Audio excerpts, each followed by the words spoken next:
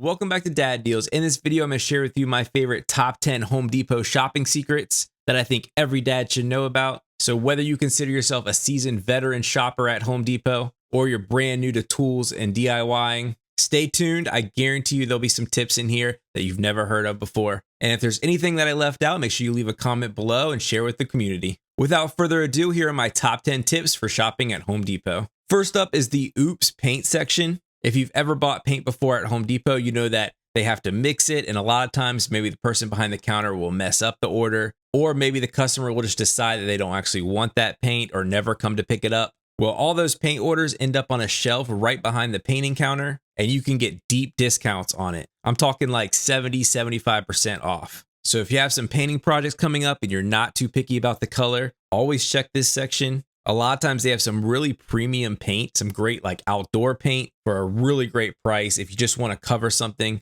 And sometimes you'll look out and get a color that you love. We actually recently repainted our front door and actually found paint in this section that we loved, and we just love the way it turned out. And we got the paint for about $5. My next tip is in regards to the tool rental section. So most people know that you can rent a lot of your larger tools for whatever projects you have at Home Depot. You can rent them in 4-hour or day increments. And you can rent everything from aerators if you're doing a lawn project, to post hole diggers if you're putting in a fence, to carpet cleaners, and pretty much any tool you can think of, you can rent. But not many people know that you can actually buy those used tools for a deep discount. So if you've ever wanted to own a professional quality aerator and you're sick of having to go rent it each fall, always check your tool rental area, especially right after the season that it might be used. So in the case of a lawn aerator, you might want to check it into the early months of wintertime, like November and December timeframe. But you can get great prices on these tools. These tools have often been maintained properly. I can't say that they've been necessarily treated that well, but they've been treated well enough that people will be scared of paying any damage fees when they return it. So you can look at it that way as well. But you can get great discounts on this stuff.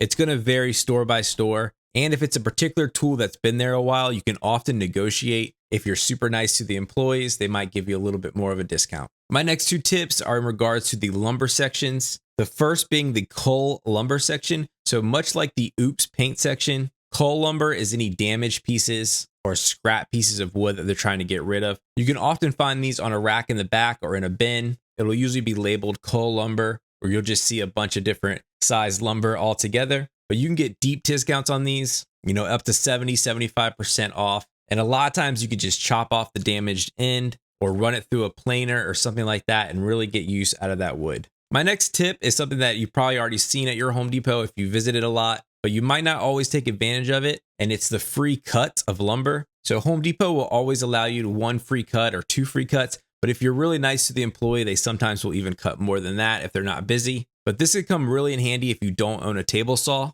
or you have a smaller vehicle that you're trying to transport the wood in. So if you have a project that you're working on, come in with your cuts and what sizes you need that plywood to be cut in, and a Home Depot employee can load it up on their track saw and cut it for you. This has saved me a bunch of times trying to take lumber home in my 4Runner. Or like I said, if you don't have a table saw, you can already have those cuts ready to go, ready for your project right when you get home. So if you're going to cut it anyway, there really is no reason to try to handle a big full-size 4x8 sheet of plywood through the store and load it into your vehicle. My next tip has to do with the clearance section and decoding the price tag structure at Home Depot. So one thing I always do every single time I visit Home Depot is I stop by the clearance section and do a quick glance at the price tags. And really what I'm looking for is a price tag ending in 3 cents. So 0.03. If you see any of these items, that means that it is the lowest price that it will ever go. And you can usually expect that item to be around 70-75% off.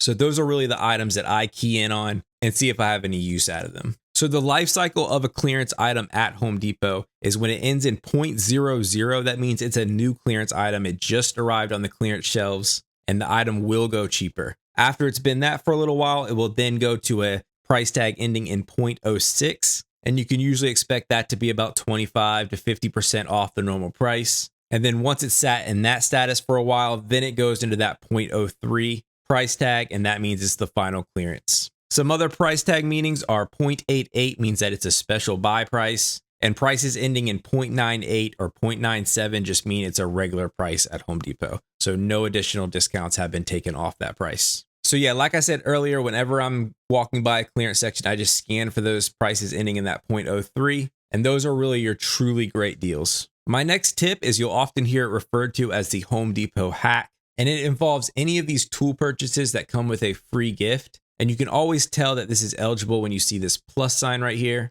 And you see this a lot with Ryobi products, you see it a lot with Ridgid products, and sometimes with Milwaukee products. But essentially in the case of this Ryobi vacuum, you see it's $50 and it comes with a free gift. So if I click the free gift, I see that it actually comes with this battery. So you can see that I added the free battery here, and Home Depot will actually prorate that price. So instead of technically saying that the hand vacuum is $50 and the battery is free, they will prorate the price and basically say the hand vacuum might be, say, $30 and the battery, they'll make $20. So if you don't want the either vacuum or battery, you can cancel that part of the order sometimes, or sometimes you might actually have to pick it up and then just return that single item. And Home Depot will give you a discounted price for either of those items. So basically, whenever you see this plus sign, you might say to yourself, hey, I don't need an extra battery, but if you just want this tool, you actually can get this for an even cheaper price without the battery. My next tip is it's mulch season, and pretty soon you're going to see Home Depot offering those 5 bags of mulch for $10.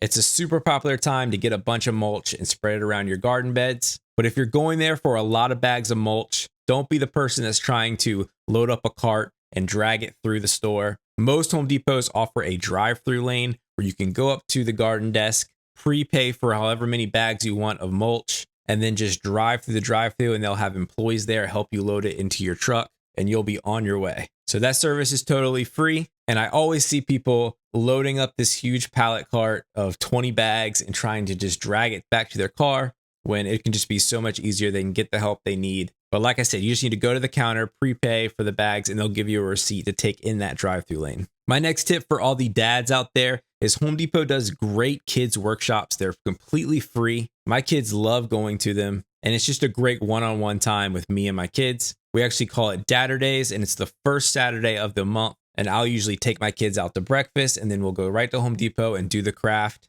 It oftentimes involves them hammering nails, screwing screws, use some wood glue. They can also paint it, and the products are really pretty impressive. But all this is completely free. Usually at Home Depot, you don't even have to register for it. You can just show up that morning. And my local Home Depot does a great job. They often have snacks and drinks for the kids as well. So it's just a great experience. So if you're ever looking for free activities to do with your kids, check out these kids workshops the first Saturday of every month. The next tip involves the Pro Desk. And even if you're not a pro, don't be scared to go up there. If you have a big project coming up and you know you'll be ordering a ton of stuff or in bulk, go up there. They can often offer you up to 10% off your project. They can also organize stuff and have things ready to go and tell you the best way to order everything. But it's a great resource if you're going to do a large order. And then last up, Home Depot has a price match policy. They obviously will price match anything that you see from Lowe's or any other local big box store. So if you ever see a price lower anywhere else, it never hurts to ask for that price match. That's it. Those are my top Home Depot shopping secrets. Again, if I missed out on any, make sure you leave a comment below. Let me know what I missed out on. And as always, please like the video if you found it helpful, subscribe to my channel, and I will catch you next time on Dad Deals.